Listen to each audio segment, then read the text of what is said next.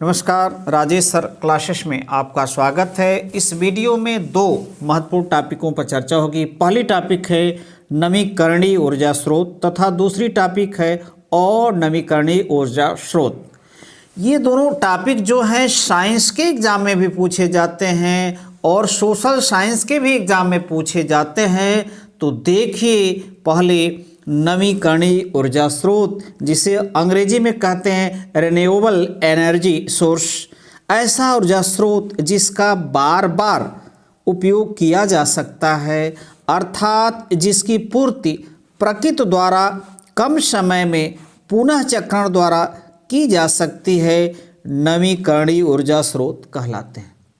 ऐसा ऊर्जा स्रोत, ऐसा एनर्जी सोर्स जिसका बार बार उपयोग यूज किया जा सकता है, अर्थात जिसकी पूर्ति प्रकृति द्वारा, नेचर द्वारा कम समय में पुनः चक्रण द्वारा, रिन्यूएबल द्वारा की जा सकती है, नवीकरणीय ऊर्जा स्रोत कहलाते हैं। जैसे सौर ऊर्जा, पवन ऊर्जा, जल विद्युत ऊर्जा, ज्वारीय ऊर्जा, तरंग ऊर्जा इत्यादि।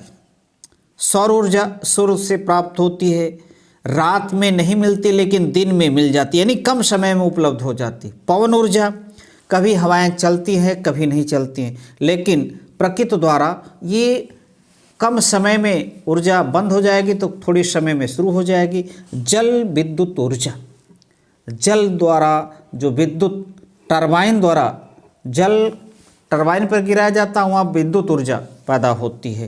तो यदि जल समाप्त हो गया तो बरसात में नदी में जल की मात्रा आ जाती है, इकट्ठा हो जाता है, तो वहाँ से जल विद्युत ऊर्जा। ज्वारीय ऊर्जा, समुद्र से ज्वार भाटा आता है। तरंग ऊर्जा, जो तरंगे चलती हैं समुद्र में, उससे भी ऊर्जा उत्पन्न की जा सकती है। तो इस प्रकार के जो ऊर्जा स्रोत हैं उसे हम कहते हैं नवीकरणीय ऊर्जा स्रोत। अब देखते हैं अगली टॉपिक जो है अनवीकरणीय ऊर्जा स्रोत। तो देखिए, नॉन रिन्यूएबल एनर्जी सोर्स।